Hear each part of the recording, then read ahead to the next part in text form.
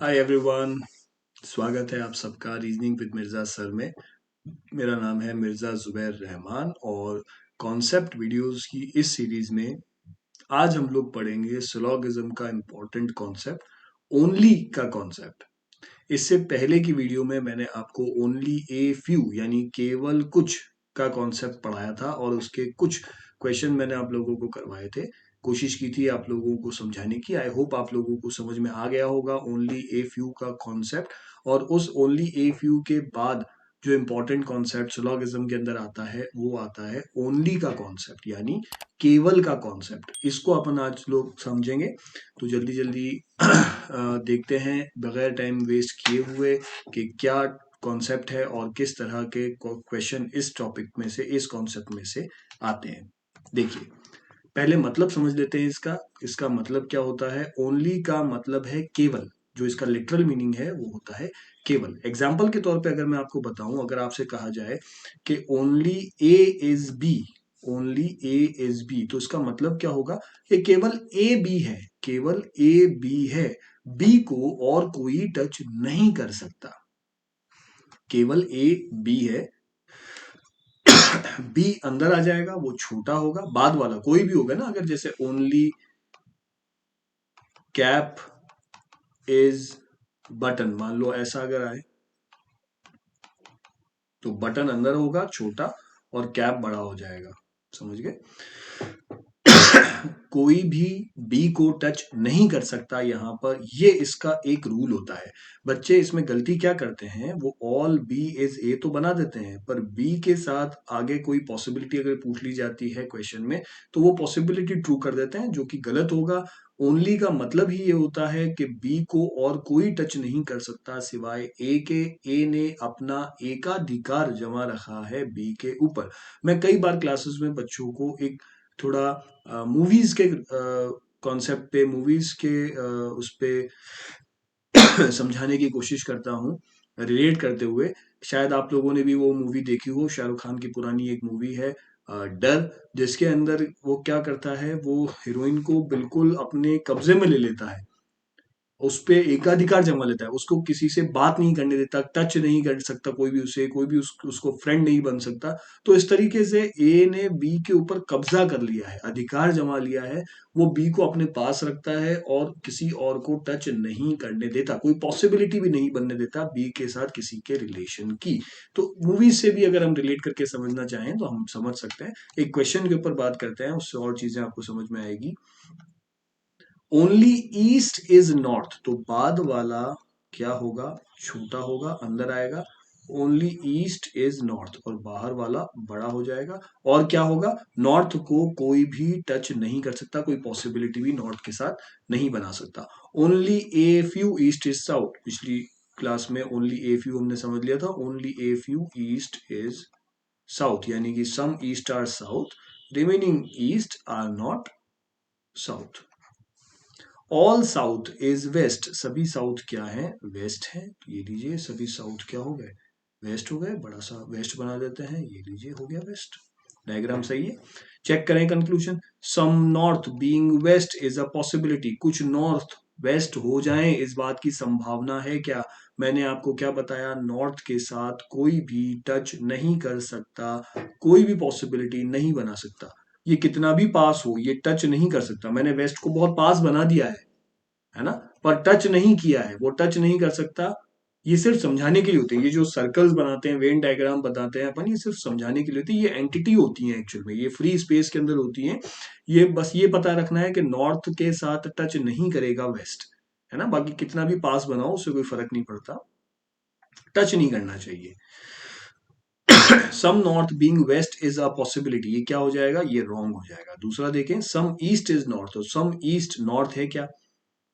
All north जो है वो ईस्ट के अंदर आ गया, तो ईस्ट का कुछ पार्ट सम ईस्ट नॉर्थ ने घिरा हुआ है। क्या ये बात सही है? हाँ, ये बात बिल्कुल सही है। ये जो ईस्ट का कुछ थोड़ा सा पार्ट है वो नॉर्थ ने घेरा हुआ है। हम ईस्ट और नॉर्थ में ही बात कर रहे हैं, ये ध्यान रखना। हम नॉर्थ का किसी और के साथ रिलेशन नहीं बना रहे हैं। हमें डायग्राम में भी दिख रहा है ईस्ट बड़ा सारा है, उसका एक छोटा सा पार्ट नॉर्थ ने लिया हुआ है, यानी कि सम ईस्ट इज नॉर्थ। सही है। मेरा कंक्लूजन कौन सा सही हो जाएगा? Option number 2, conclusion second true है, यानी option only conclusion second follows. आई समझ में आप लोगों को? ओनली का कॉन्सेप्ट समझ में आया? एक और क्वेश्चन से समझाने की कोशिश करूं मैं।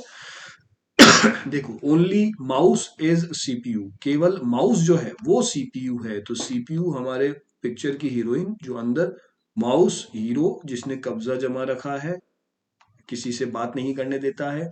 नो प्रिंटर इज माउस, तो ये लीजिए no printer is mouse. Some memory is printer, ये लीजिए सम मेमोरी इज प्रिंटर। और all memory is a chip, सभी मेमोरी क्या है? चिप है, तो ये लीजिए सभी मेमोरी इज चिप। ठीक है, ये डायग्राम बन गया हमारा। अब चेक करें conclusion. Some memory can be CPU, कुछ मेमोरी सीपीयू हो सकती हैं क्या? मैंने आपको डायरेक्शन दिया हुआ है। ओनली में ये हमें समझ में आया हुआ है कि सीपीयू के साथ तो कोई भी टच नहीं करेगा, तो ये क्यों सीपीयू के साथ मिलना चाह रहा है? मेमोरी हम नहीं मिलने दे सकते, माउस नहीं मिलने दे सकता, माउस ने कब्जा करा हुआ है, वो अपने अंदर तो आने देगा पर सीपीयू को टच नहीं करने देगा। अगर ये कहा जाता मुझसे कि सम मेमोरी कैन बी माउस, तो हो सकता है मैं उसको सही कर देता, मैं उस कंक्लूजन को सही कर देता, वो संभावना को सही मान लेता। माउस अपने अंदर जाने देगा पर सीपीयू में नहीं जाने देगा। ऐसा भी आप इसको समझ सकते हो कि माउस नाम का घर है, सीपीयू नाम का कमरा है जो कि लॉक्ड है। तो मेमोरी अगर चाहे तो वो घर में यानी माउस में जा सकता है, पर सीपीयू क्योंकि लॉक्ड है, कमरा क्योंकि लॉक्ड है, उसमें नहीं जा सकता। तो some memory can be CPU wrong हो जाएगा। सेकंड चेक करते हैं। All chip can be mouse, सभी के सभी चिप माउस हो जाएं, इस बात की संभावना है क्या? इस बात की संभावना नहीं है। क्यों? क्योंकि चिप का कुछ पार्ट प्रिंटर के साथ मिला हुआ है। चिप का कुछ पार्ट प्रिंटर के साथ मिला हुआ है, और प्रिंटर जरा सा भी माउस के साथ नहीं जाएगा क्योंकि नो का रिलेशन है। अगर चिप जाना चाहे तो वो प्रिंटर के कुछ पार्ट को लेकर ही जाएगा, है ना? वो चाहे सारा का सारा चला जाए पर कुछ पार्ट जो प्रिंटर का बचा हुआ है, प्रिंटर में मिला हुआ है, वो तो उसके साथ जाएगा नहीं। यानी कि सारे के सारे चिप भी माउस नहीं हो सकते। ये all chip can be mouse की बात भी गलत हो जाएगी, दोनों कंक्लूजन गलत हो गए। तीसरे पे बात करते हैं। All mouse can be memory, सारे के सारे माउस मेमोरी के अंदर आए क्या? वही बात वहीं जाके अड़ जाएगी। माउस अगर आना चाहेंगे तो सीपीयू नहीं आएगा क्योंकि माउस ने अपने अंदर एकाधिकार जमा रखा है। माउस किसी से मिलने नहीं देगा सीपीयू को, तो मेमोरी के अंदर भी नहीं जाने देगा। खुद चला जाएगा, खुद का कुछ हिस्सा ले जाएगा पर सीपीयू को नहीं जाने देगा। सीपीयू को नहीं जाने देगा यानी कि टोटल के टोटल सारे के सारे माउस जो हैं वो सीपीयू के अंदर नहीं जा पाएंगे।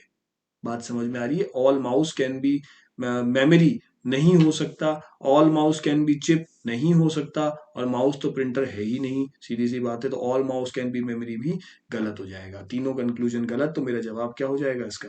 None follows. Option number 4 none follows. क्या आप लोगों को ओनली का कॉन्सेप्ट समझ में आया?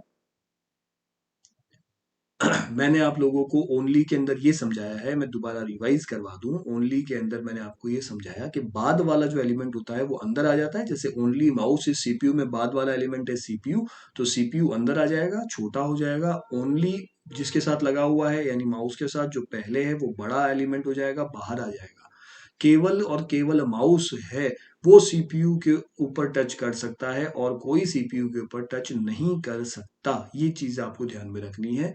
बाकी बाकी सिलोगिज्म जो तरीका है वो बिल्कुल सिमिलर है। तीन कंक्लूजन हमने चेक किए, तीनों हमारे रॉन्ग हो गए, जवाब मेरा नन फॉलो हो गया। आई होप आप लोगों को कॉन्सेप्ट ऑफ ओनली समझ में आ गया होगा। सिलोगिज्म में हमने तीन तरह के कॉन्सेप्ट समझे हैं। मैंने सिलोगिज्म के अंदर आइदर और की वीडियो अलग अपलोड की है। सिलोगिज्म में ही ओनली ए फ्यू की वीडियो अलग है, और ये सिलोगिज्म के अंदर ओनली की वीडियो है।